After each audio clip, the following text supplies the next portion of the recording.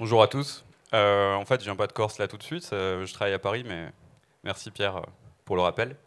Je travaille chez Berty. J'imagine que la plupart d'entre vous connaissent ou ont déjà parlé à mes collègues pendant l'événement. En gros, on fait une app de messagerie distribuée qui utilise comme couche réseau IPFS.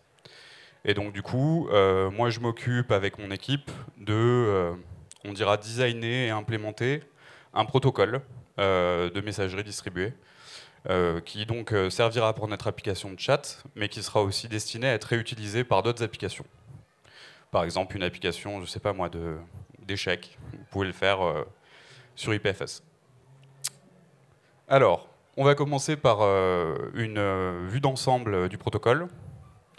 Donc on va commencer par les caractéristiques. Alors déjà, évidemment, c'est un protocole... Oula. Ok, c'est revenu. Un protocole de messagerie peer-to-peer, ce qui implique qu'il n'y a pas du tout de serveurs centraux. Euh, voilà, les messages sont échangés directement pair à pair. C'est compatible avec des communications off-grid, ce qui veut dire en gros, admettons que vous avez un groupe de discussion de 10 personnes, il y en a deux qui se coupent d'Internet, qui sont par exemple dans l'avion et qui discutent par Bluetooth. Et en gros, l'essentiel du groupe qui est toujours connecté à Internet peut continuer à communiquer. Les deux personnes dans l'avion peuvent communiquer de leur côté aussi. Et au moment où les deux personnes se reconnecteront à Internet, les conversations fusionneront. Voilà. Les messages sont chiffrés de bout en bout, avec de la perfect forward secrecy. Je vous expliquerai après ce que ça veut dire. Et on a une notion de compte avec plusieurs devices qu'on peut rattacher dessus. Donc vous pourrez utiliser votre téléphone, votre ordinateur, etc., rattaché à un compte. Tout ça se fait sans autorité centrale. Donc c'est-à-dire il a fallu imaginer des systèmes pour faire en sorte que on puisse prouver que vos devices sont à vous sans que vous ayez un serveur d'autorité qui l'atteste à votre place, quoi. Alors, le protocole est basé sur le concept de groupe. Donc en fait, ce qu'on appelle un groupe, si vous voulez, c'est une sorte de point de rendez-vous, en quelque sorte, où donc là, par exemple, on a 4 membres, Aaron, Tim, Grace et Ada. Ces 4 membres peuvent se connecter à ce groupe, et ensuite peuvent commencer à échanger des messages. Donc voilà, normal, une application de messagerie classique, sauf qu'ils se connectent directement les uns aux autres sans passer par un serveur. Donc, grosso modo, voilà. Donc jusqu'à présent, vous avez une conversation classique. Tous les membres sont connectés à Internet et échangent des messages. Et ensuite, on a un split, en fait, simplement. Donc il y a deux personnes qui, là en l'occurrence, sont dans le métro, qui continuent à discuter en Bluetooth. Donc ils peuvent continuer les uns et les autres à s'envoyer des messages, à la fois le groupe sur Internet et le groupe en Bluetooth. Voilà. Et au moment où, en fait, les deux autres se reconnectent à Internet, la conversation est fusionnée. Et tout le monde peut continuer à discuter à nouveau. Voilà. Donc pour arriver à ce résultat, en fait, il va falloir que j'explique la stack qu'on utilise et son fonctionnement. Donc grosso modo, pour la couche réseau la plus basse et la synchronisation des données, on utilise IPFS. Ensuite, pour la partie, comment dire, consistance des données, donc c'est-à-dire l'ordre dans lequel arrivent les messages, etc., le fait de résoudre les conflits qu'il pourrait y avoir quand on merge deux conversations, etc. On utilise un concept qui s'appelle les CRDT, pour Conflict Free Replicated Data Type. Donc je vous expliquerai après aussi tout en détail. En fait, en gros, je vais expliquer toute la stack au fur et à mesure des slides. Ensuite, pour la partie chiffrement des messages, on utilise la Symmetric Ratchet de Signal, qu'on a un petit peu adapté parce qu'on a des contraintes, on a des contraintes distribuées, là où Signal utilise des serveurs centraux. Ensuite, on a le concept de groupe, donc ça qui est implémenté par nos soins. En fait, c'est le constituant de base du protocole.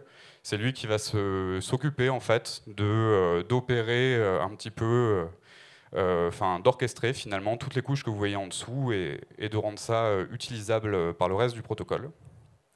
Et enfin, on a le protocole. Et donc le protocole, grosso modo, je vous ai mis les trois parties les plus essentielles. Donc il y a la notion d'account avec les multiples devices, la notion de contact, donc c'est-à-dire que deux accounts peuvent s'ajouter en contact, et la notion de message. Et en fait, il faut savoir que tout est basé sur les groupes, comme je vous disais précédemment, c'est-à-dire que par exemple, même au sein d'un account, nos différents devices se synchronisent autour d'un groupe. Et pareil, quand on a une conversation one-to-one avec un contact, c'est une conversation de groupe, enfin c'est un groupe. Et quand on a une conversation avec plusieurs membres, c'est aussi évidemment basé sur les groupes. Voilà, donc maintenant je vais vous expliquer couche par couche comment fonctionne cette stack. Donc on va commencer par IPFS. Donc je vais d'abord vous expliquer les concepts clés d'IPFS. T'as trouvé un... Non, t'as pas trouvé? Ok. Je vais d'abord vous expliquer les concepts clés d'IPFS. Et donc grosso modo, on va commencer par le networking, la manière dont fonctionnent les réseaux en pair à pair. Je vais essayer de pas trop faire, enfin pas trop de traduire des termes anglais en français. Ça risque de m'arriver. Donc, grosso modo, la plupart du temps, la répartition classique des rôles, en fait, c'est client-serveur. Donc, c'est une répartition des rôles qui est asymétrique. En fait, par exemple, on va prendre l'exemple, si vous vous connectez à Facebook, ce qui se passe, c'est que vos devices à vous sont des clients, votre téléphone, votre ordinateur, et les serveurs de Facebook sont, eux, dans des data centers, loin, tout ça. Et en fait, votre rôle à vous en tant que client, c'est de faire des requêtes, quand le rôle des serveurs de Facebook est de répondre à ces requêtes. Donc vous voyez bien qu'on a deux rôles qui sont bien distincts et qui sont à l'opposé l'un de l'autre. En peer-to-peer, c'est complètement différent. En fait, il n'y a pas de serveurs centraux, il n'y a pas de notion. Tout le monde est identique, en fait. Donc c'est une répartition des rôles qui est symétrique. Ce qui implique que donc tout le monde peut faire des requêtes à tout le monde et tout le monde peut répondre aux requêtes. Voilà. Et donc ça fonctionne comme ça. En fait, tout le monde est égal, finalement. Alors, un des principaux concepts des réseaux peer-to-peer, c'est ce qu'on appelle le swarm en anglais. En français, on pourrait traduire ça par fourmilière, c'est-à-dire, ça représente l'ensemble des peers qui sont interconnectés. Et donc, cet ensemble de peers qui sont interconnectés, il va falloir trouver des méthodes pour s'y connecter soi-même, en fait. Quand vous êtes sur du client-serveur classique, on dira que bon, l'essentiel du temps, pour simplifier, si vous cherchez un site, vous allez faire une requête sur un serveur DNS qui a un gros annuaire et qui va vous donner l'adresse du serveur auquel vous voulez accéder. Là, en l'occurrence, c'est pas possible, puisque c'est un ensemble de peers qui se connectent, se déconnectent sans cesse, etc. Donc il n'y a pas vraiment d'adresse fixe. Et donc, pour se connecter à donc, ce swarm, on va utiliser ce que vous voyez, le gros point jaune ici, c'est une node de Bootstrap. Donc c'est un peer un petit peu particulier, qui en gros va jouer le rôle, si vous voulez, de point d'entrée, en fait, pour accéder au swarm. Donc simplement, quand nous, un peer, là c'est notre ordinateur, veut se connecter au swarm, ce qui va se passer, c'est qu'on va d'abord se connecter à la Bootstrap node, et ensuite la Bootstrap node va nous donner les adresses des autres peers à laquelle elle est connectée à cet instant T, ce qui va nous permettre de nous connecter avec l'ensemble du réseau. Autre concept très important, c'est la DHT, donc Distributed Hash Table. Grosso modo, on peut voir ça comme un espèce d'énorme annuaire partagé. Finalement, vous pourriez imaginer que chacun des points ici détient une page ou quelques lignes de l'annuaire. Voilà, sachant que certains en ont des copies, etc., pour que si un peer se déconnecte, vous ne perdiez pas le contenu. Mais donc, grosso modo, voilà, c'est ça l'idée, c'est une sorte d'énorme annuaire partagé. Alors, comment ça fonctionne en fait? Grosso modo, vous avez cette espèce de notion d'annuaire ici, et vous voyez que chaque peer, pour imager, partage une ligne. Nous, en tant que peer, on vient s'y connecter. Voilà, et donc, du coup, on va pouvoir enregistrer des clés valeurs. Donc, c'est-à-dire, en gros, des données sous forme de clés valeurs, c'est-à-dire, on va avoir une clé et une valeur. J'en sais rien, par exemple, pour donner un exemple avec la vie réelle, vous pourriez avoir adresse email, deux points, et le contenu de l'adresse email. Donc voilà, grosso modo, c'est le principe, c'est juste un stockage par clé valeur. Donc là, par exemple, ce peer va demander à stocker la clé sur la clé full à value bar. Le réseau, en fait, va l'enregistrer. Comme vous voyez, il va avoir une nouvelle ligne dans l'annuaire. Et il va lui répondre que l'enregistrement s'est bien effectué.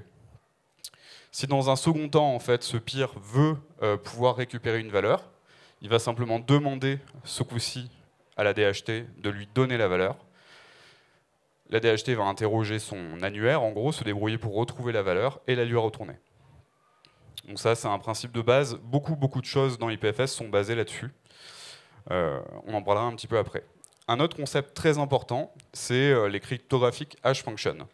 Donc vous avez peut-être déjà entendu parler de hash. Grosso modo, le principe des hash, c'est de prendre une grosse quantité de valeurs et on dira d'en faire une représentation plus petite, plus compacte. Et dans le cas des cryptographiques hash function, il y a un certain nombre de propriétés que je vais vous énumérer. Voilà, donc très simplement en fait, il faut imaginer ça comme une espèce de grosse moulinette, de moulin à poivre. Voilà, vous allez rentrer un fichier dedans et il va vous faire ressortir ce qu'on appelle un checksum ou un hash. Donc c'est une espèce de chaîne de caractères toute simple. Voilà. Et donc en gros, il y a certaines règles. Une des premières, c'est que c'est à sens unique. Donc ça veut dire que finalement, vous ne pouvez pas reconstituer depuis le checksum le fichier que vous avez mis en entrée. Vous pouvez imaginer ça, j'en sais rien, moi c'est comme si par exemple vous preniez, je sais pas, une statue en plâtre et que vous la broyez jusqu'à ce qu'elle soit en poudre. Une fois que vous avez de la poudre, vous ne pouvez pas reconstituer la statue. Donc voilà, simplement vous avez cette espèce de mécanisme qui est très important. Une deuxième propriété des crypto hash, c'est que l'output est toujours de taille fixe. Donc c'est-à-dire si par exemple je prends un petit fichier PDF qui fait 10 kilooctets, je vais avoir un hash de cette taille, et si je prends une grosse vidéo qui fait 8 gigas par exemple, à la sortie j'aurai exactement la même taille de hash. Voilà. Donc peu importe la taille de l'entrée, vous aurez toujours un hash d'une taille égale. Et ensuite, les hashes que vous obtenez en sortie, vous ne pouvez pas du tout faire de rapport entre eux. Donc c'est-à-dire que par exemple, si je prends un fichier comme celui-ci, où vous voyez qu'il y a écrit Future is private avec un petit smiley qui sourit, j'obtiens ce hash. Et si je rajoute une toute petite différence, c'est-à-dire que j'ai simplement changé la parenthèse, maintenant le smiley fait la gueule,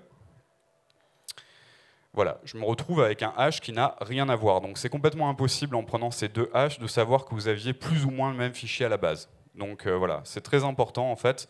Et tout ça, c'est des propriétés des cryptographiques hash function à ne pas confondre avec toutes les hash functions. Certaines sont utilisées par exemple pour faire des hash maps ou des choses comme ça, je ne sais pas si ça vous parle, mais qui donc elles ont beaucoup moins de contraintes sur le checksum en sortie, par contre vont être beaucoup plus rapides à exécuter. Un autre concept très important sur IPFS, c'est la crypto asymétrique. Donc pour faire très simple, comment ça fonctionne ? Voilà, vous avez un utilisateur, en l'occurrence moi, je génère une paire de clés.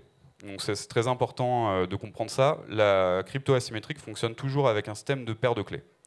Donc grosso modo, vous en avez une qui est publique et une qui est privée. Voilà. Ensuite, ce qui va se passer, c'est que ma clé privée, je la garde vraiment pour moi. À aucun moment, je la partage avec qui que ce soit, comme son nom l'indique bien. Et la clé publique, par contre, je peux l'envoyer à tout le monde.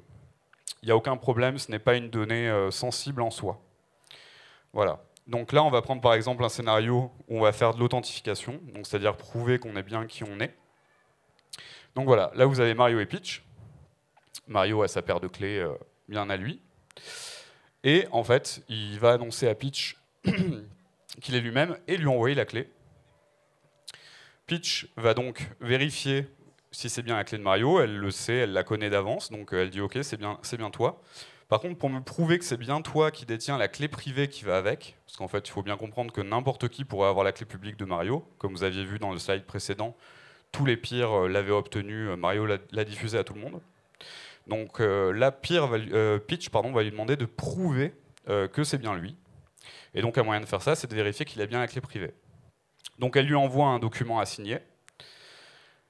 Mario le récupère, en fait, et va signer ça avec sa clé privée. Voilà. Et il va lui renvoyer. La clé publique qu'a Peach en sa possession lui permet en fait simplement de vérifier la signature de Mario. Et donc de prouver que c'est bien sa clé privée qui a émis cette signature. Voilà. Donc, grosso modo, vous avez compris le concept. L'intérêt avec ça, c'est que ça permet, par exemple, de créer des systèmes qui vont être résistants à l'usurpation d'identité. Donc, en fait, on va reprendre notre exemple de tout à l'heure, où en fait, on a Mario avec sa Keeper, et on a Bowser qui se ramène et qui essaie de se faire passer pour lui. Donc, il annonce qu'il est Mario, il envoie la public key de Mario, ce qui fonctionne très bien parce qu'il en a une copie sans souci. Peach constate que c'est bien la public key de Mario et lui envoie de la même manière un document à signer avec la clé privée de Mario. Sauf que Bowser n'a pas la clé privée de Mario, il a la sienne, et donc il va émettre une signature qui forcément sera fausse, et donc Peach peut avoir la garantie qu'il ne s'agit pas de Mario, et donc peut couper la connexion, etc. Donc voilà, là on a vu les concepts clés d'IPFS, on peut maintenant en gros les assembler pour voir comment ça fonctionne. Alors, un des premiers points, c'est comment on va identifier un peer sur le réseau, donc le swarm qu'on voyait juste avant. Là, on va prendre un exemple tout simple. Donc ça, c'est mon laptop. J'ai une paire de clés. Voilà, donc c'est une paire de clés qui, on dira, est fixe la plupart du temps. Et en gros, ce que je vais faire pour avoir un espèce d'identifiant, une espèce d'adresse sur laquelle être contactée, je vais prendre cette clé publique et je vais la passer dans une fonction de hash cryptographique. Et ça va me donner un checksum. Et donc ce checksum de ma clé publique, ce sera mon identifiant sur le réseau. Ok, ce qui permet d'ailleurs, comme vous l'imaginez bien, simplement, si quelqu'un veut vérifier que vous êtes bien qui vous êtes, vous avez qu'à lui faire une signature avec votre clé privée, et comme ça vous prouverez que vous êtes bien ce peer-là, et pas un autre. Ensuite, il y a l'identification du contenu. Donc c'est-à-dire que par exemple, pour reprendre l'exemple de tout à l'heure avec le DNS, quand vous allez récupérer une image de chat, par exemple, sur Internet, vous allez faire votre requête en demandant chat.jpeg. Bien. Sauf que le serveur en question peut faire en sorte de mettre une photo de chien à la place, pour X ou Y raison, ça peut être de la censure, ça peut être qu'un utilisateur l'a modifié. Chez IPFS, vous allez voir que c'est pas possible, parce qu'en fait, l'adresse du contenu, on dit c'est content addressed, donc adressé par contenu. C'est-à-dire que l'adresse à laquelle pour accéder à un contenu, ça va être son checksum. Donc on a la garantie que c'est bien le bon contenu auquel on accède. Donc par exemple, là on reprend l'exemple de la photo de chat, on va la passer dans la crypto-hash function, on obtient un checksum, et donc grosso modo, l'adresse de notre photo de chat, ça devient son checksum. Voilà. Alors maintenant, comment ça fonctionne pour envoyer une valeur sur IPFS qui est adressée par contenu. Donc, vous avez un peer ID, vous avez votre photo de chat à un content ID, comme vous les voyez là. Vous vous connectez au swarm, et vous allez dire enregistre que je suis détenteur, moi, peer 02B42, etc., de cette photo avec comme content ID, blablabla. Ok. Le swarm va s'occuper de l'enregistrer dans la DHT, donc il va mettre une petite adresse en disant ok, si vous cherchez cette photo, vous allez taper sur ce peer. Donc là, pour l'instant, il faut bien comprendre que vous n'avez rien envoyé sur IPFS en fait. Vous avez juste enregistré dans l'annuaire que vous étiez possesseur de ce contenu. Voilà, rien n'a été envoyé encore. Et donc, ensuite, voilà. Maintenant que vous vous êtes enregistré sur le DHT comme étant détenteur, donc là on reprend exactement on revient au même schéma. Simplement, on va avoir des gens qui vont vouloir récupérer ce contenu. Donc voilà, on a deux nouveaux peers qui se connectent au swarm. Et le premier demande donc à la DHT, dis-moi qui est détenteur du fichier avec ce content ID, donc notre photo de chat. La DHT va lui répondre, voici le peer ID, sur lequel tu pourras aller chercher la photo. Ce peer va donc se connecter à nous et nous demander de lui donner le fichier avec ce content ID. On va s'exécuter gentiment, parce qu'on est sympa. Voilà, et donc il va le récupérer. Un des autres avantages d'avoir ce système de checksum pour identifier du contenu, c'est que finalement vous avez la garantie quand vous récupérez un fichier, que ce fichier est bien celui que vous voulez, ce qui implique qu'il n'ait pas été modifié, par exemple pour y ajouter un virus. Quand vous récupérez votre photo de chat, vous êtes sûr qu'il n'y a pas de virus dedans. Je ne sais pas si vous vous souvenez, avec les crypto-hash functions, même si vous modifiez une virgule, le checksum change complètement. Donc voilà, vous avez la garantie d'avoir le bon fichier. Et donc ensuite, ce qui va se passer, c'est que ce peer, qui maintenant a la photo, va s'enregistrer sur le DHT en disant « Je suis également maintenant détenteur de ce fichier ». Voilà. Et si maintenant un nouveau peer veut récupérer le fichier également, il va lui dire « Donne-moi la liste des peers qui détiennent ce fichier ». La DHT va lui répondre. Il va donc se connecter aux deux peers.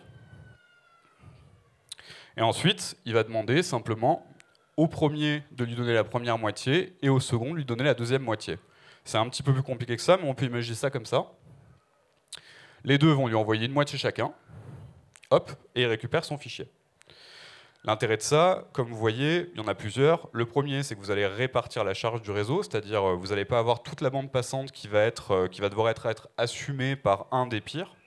Et en plus de ça, par exemple, si vous avez des soucis de censure ou quoi que ce soit d'autre, par exemple, ou s'il y a une catastrophe, on dira que certains peers n'ont plus accès à Internet pendant un moment donné, vous avez toujours des copies qui se baladent un peu partout, du moment que votre fichier est populaire, évidemment. Voilà. Donc maintenant, vu que vous avez compris le fonctionnement du PFS, en tout cas j'espère, il faut essayer d'imaginer comment on pourrait stocker des messages dessus, et surtout une liste de messages. Donc si on prend un cas simple, on pourrait se dire qu'on pourrait avoir une espèce de liste chaînée. Et donc ça pourrait être un maillon de cette liste chaînée. Donc voilà, simplement vous avez du contenu, un content ID. Le souci, ce qu'il faut savoir, c'est que on a un problème. On ne peut pas modifier un fichier IPFS, il est immutable. C'est-à-dire qu'une fois qu'on a créé son fichier et qu'il a généré un content ID, on ne peut pas modifier ce fichier, sinon ça modifierait également son content ID. Donc, on ne va pas pouvoir faire pointer l'entrée parente vers ses enfants, on va devoir faire l'inverse. Donc là, par exemple, on prend un deuxième message, on va lui ajouter le CID de son parent et son propre CID à lui, et on va le faire pointer comme ça. Voilà. Et ensuite, on peut continuer à rajouter des entrées comme ça, de manière à ce que, finalement, si on donne la dernière entrée à un peer, il va pouvoir remonter toute la liste des messages. Dites-moi si c'est pas clair ou si vous avez des questions, il n'y a pas de souci, on peut faire une... Oui ?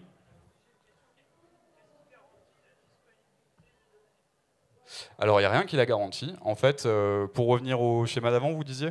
Oui, en fait, si vous voulez, si plus de peers sur le réseau ne provide, donc ne met à disposition du contenu, le contenu devient inaccessible. Voilà.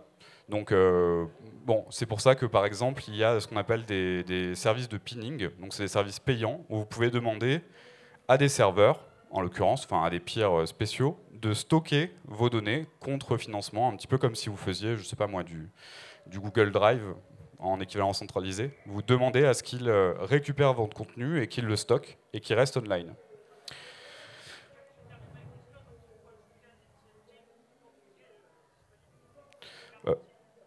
Oui, c'est ça. Ou sinon que votre contenu soit comment dire, public et populaire. C'est-à-dire que si tout le monde le partage, effectivement, voilà. Mais si c'est vos données personnelles, oui, effectivement, il faut se débrouiller pour avoir vous-même vos propres réplicas. Ok, donc je reviens à ça. Donc vous avez cette liste chaînée de messages.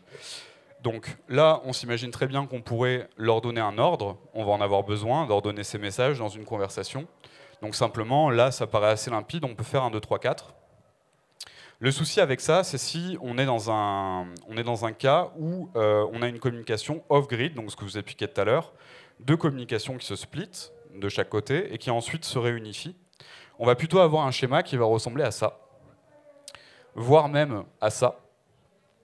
Et donc en fait, il va falloir qu'on ait un système qui nous permet dans un premier temps déjà de fusionner ces différentes branches pour qu'elles rejoignent la branche principale.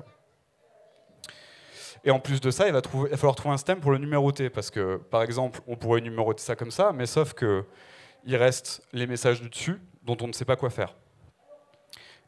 Ce qui est important aussi, dans ce cas, c'est que tout le monde, tous les peers doivent être d'accord sur exactement l'ordre, la liste des messages à l'arrivée. Donc il faut trouver un mécanisme pour faire ça. Et donc c'est là que je vais vous expliquer, excusez-moi, ce que sont les CRDT. Donc les CRDT, qu'est-ce que c'est? Donc config free replicated data type. Grosso modo, c'est des types de données qui permettent de faire des merges comme ça sur des branches, etc., sans avoir de conflit. Donc on a de la réplication et optimistic replication, je ne vais pas essayer de traduire. En gros, si vous voulez, le principe, ça veut dire que vous pouvez avoir des réplicas qui ont une vision différente de l'arbre des messages à un moment donné.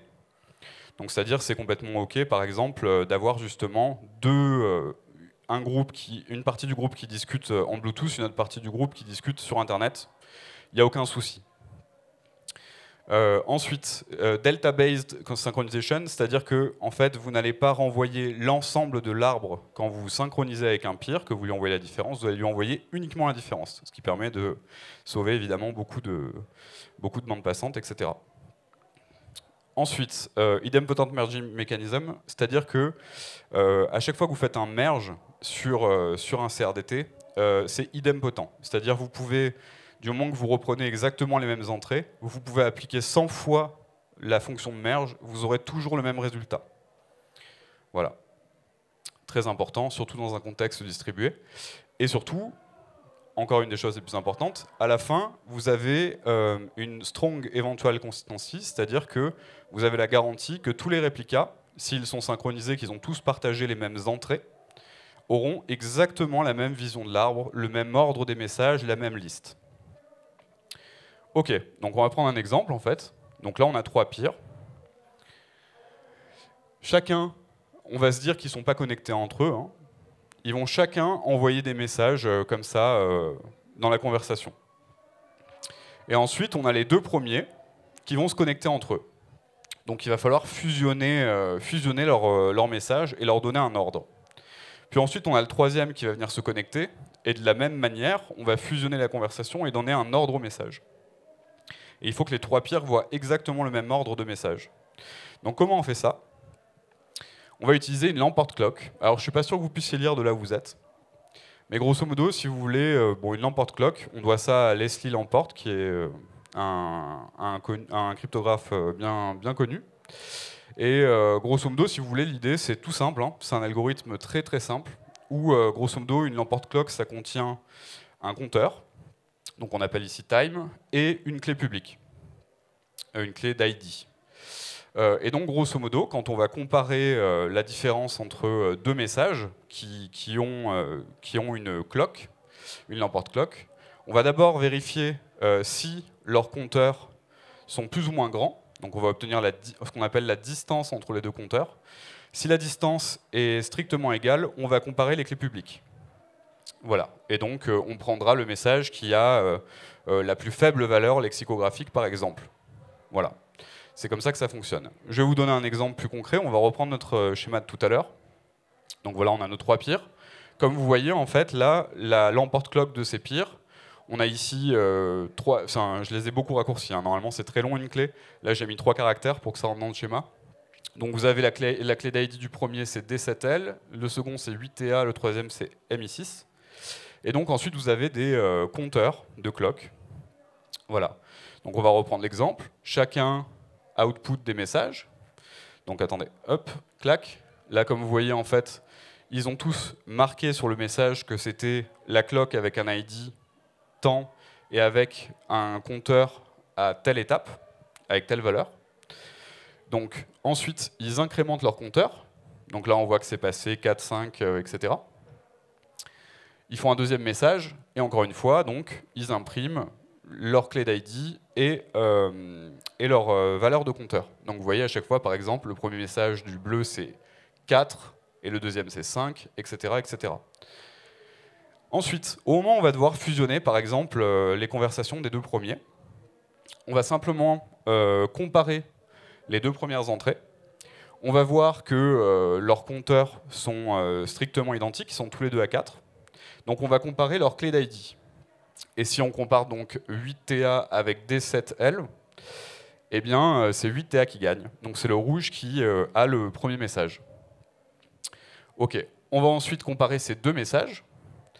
On va voir qu'il y a un compteur à 4, il y a un compteur à 5. Donc c'est le compteur à 4 qui gagne.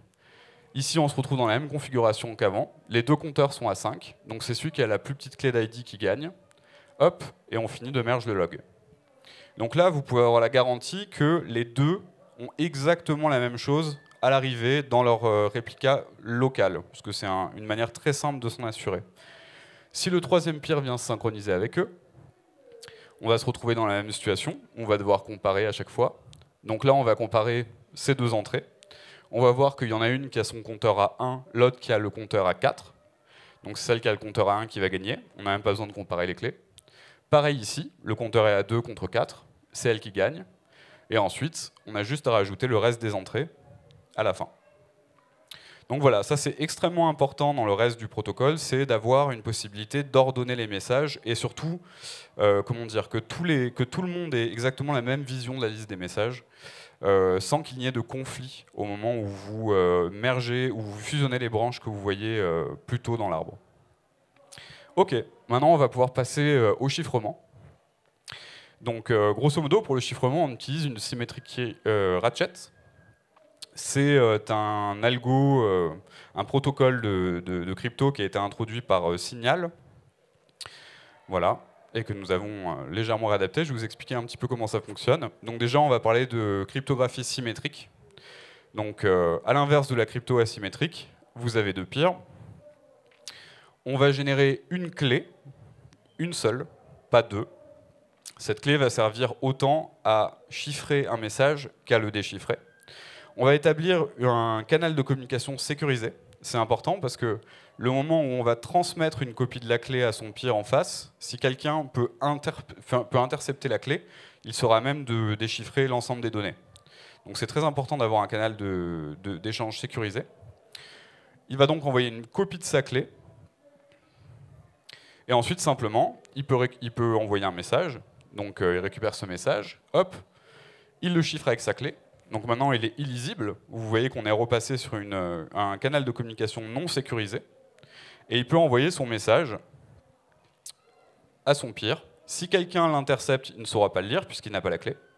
Lui, par contre, avec cette même clé, hop, il le déchiffre et il peut le lire. Donc, et vous pouvez faire ça pour plein de messages, sachant aussi que c'est évidemment réversible. Vu que c'est exactement la même clé, on pourrait imaginer que le jaune chiffre un message, l'envoie au rouge qui le déchiffre. Voilà. Un autre concept très important de la symétrie Ratchet, c'est ce qu'on appelle une HKDF en plus court. Alors qu'est-ce que c'est une HKDF? Une HKDF, grosso modo, c'est une manière de générer des nouvelles clés à partir d'une clé de base qui a les mêmes propriétés que ce que vous avez vu précédemment avec les cryptographies hash function, dans la mesure où, en fait, pour faire simple, en dessous, c'est une cryptographie hash function. On dira sous le capot, c'est comme ça que ça fonctionne. Donc on va essayer d'imager ça. Là par exemple on a une clé qui a une valeur donnée. On va la mettre dans notre HKDF et ensuite ça va nous ressortir une ou plusieurs clés, un nombre illimité, on s'en fiche, voilà, qui sont totalement différentes. De la même manière que pour les cryptographies hash function, impossible de faire un lien entre les clés en sortie. Vous ne pouvez pas, par exemple, prendre deux clés et dire « Ah bah tiens, elles viennent de la même clé en entrée ». Vous pouvez absolument pas faire de rapport non plus pour dire « À partir d'une clé de sortie, je reconstruis la clé d'entrée », etc., etc. Strictement les mêmes propriétés. Voilà. Ensuite, maintenant, symétrie Ratchet, comment ça fonctionne? Donc on va voir en gros les différentes étapes, maintenant que vous avez les deux concepts de base. Donc on a un peer qui a ce qu'on appelle une chain key. Donc cette chain key, elle est totalement, elle lui appartient, tout ça, etc. Il l'a générée lui-même. Et donc là, pour l'instant, elle est à 0, elle n'a pas du tout commencé à chiffrer de message. Vous allez comprendre ce que ça va dire ensuite. Donc là, on a un premier message, vous voyez qu'il est numéroté 1. Et en gros, donc, pour commencer à les chiffrer, il va se munir de son moulin à poivre, de sa HKDF, et il va y passer sa chain key. Ça va lui générer deux clés. Une clé de message numérotée 1 et une chain key numérotée 1. Excusez-moi. Hop, il va supprimer sa première clé, sa première chain key et garder la nouvelle. La clé de message, il va en faire quoi? Il va chiffrer le message avec. Hop. Et puis il va pouvoir la supprimer aussi. Et ensuite, il envoie son message. Voilà. Sachant que de l'autre côté, le destinataire doit faire exactement la même chose. Il doit avoir la chaîne key de base, et pareil, hop, il dérive, il récupère ces deux clés, et il déchiffre le message. Donc, et c'est comme ça qu'on fait étape par étape. Là, on va refaire un deuxième message. Donc, on a un message qui est numéroté 2. Hop, on génère deux clés. On remplace l'ancienne chain key par la nouvelle. Et on chiffre le message avec la message key. Puis on la supprime, on envoie le message.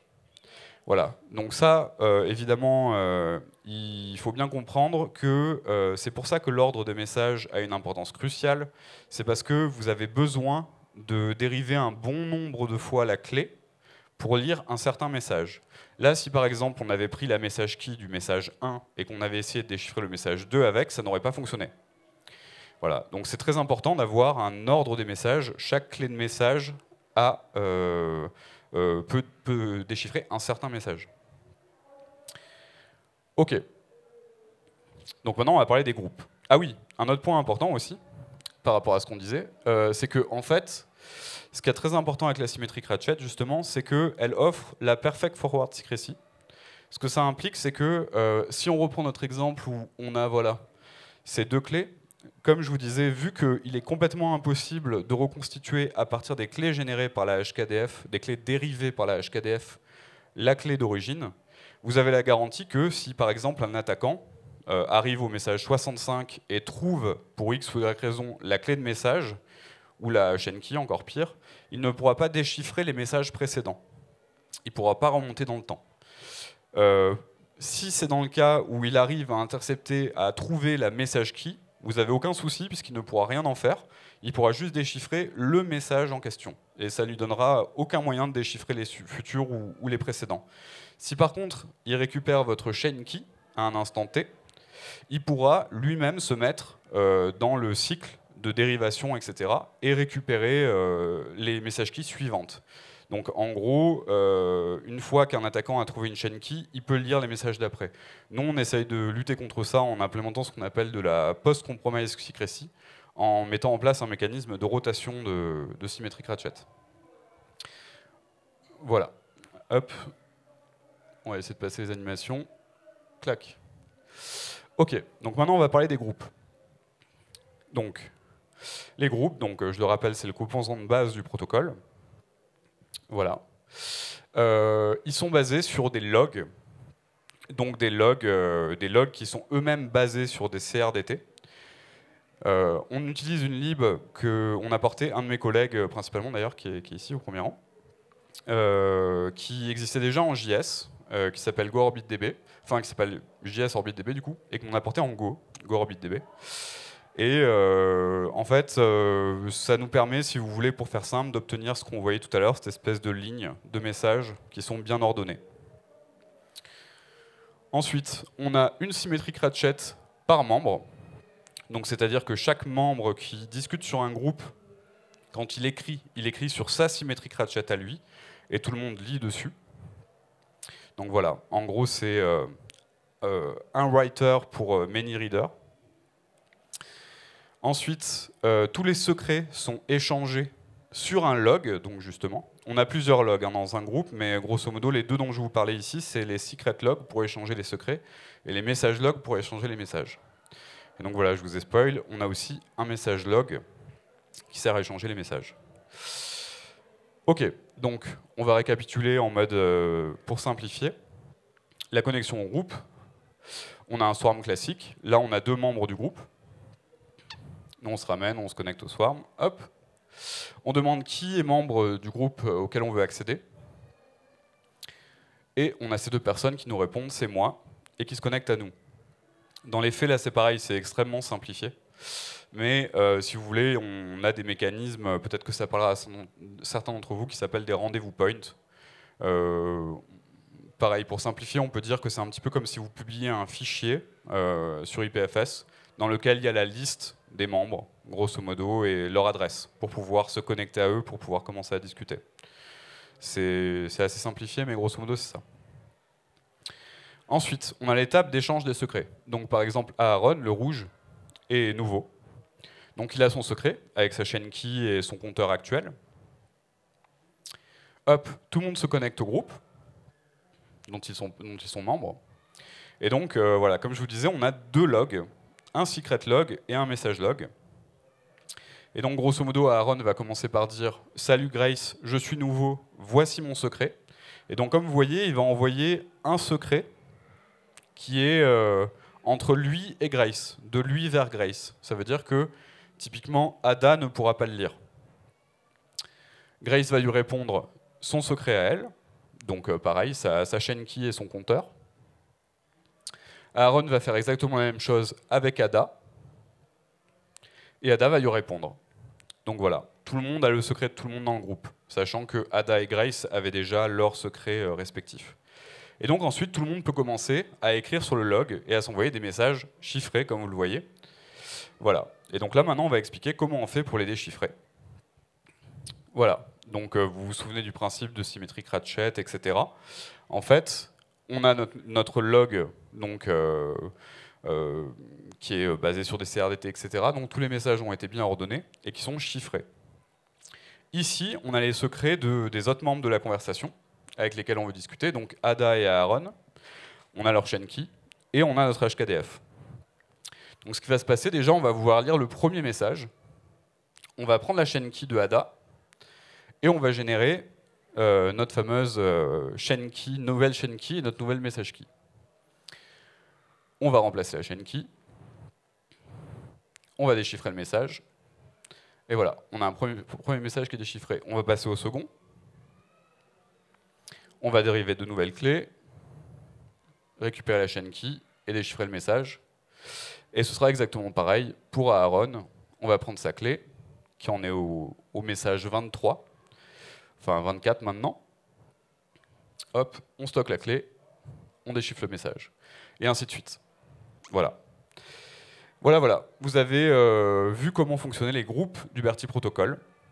Donc grosso modo, vous voyez que ça mélange plein de concepts. Voilà, c'est terminé. Grosso modo, vous pouvez poser des questions. Vous pouvez aussi accéder au Bertie Protocol Paper qui est dispo sur le site, qui est un petit peu périmé, pour être honnête. Voilà. Et,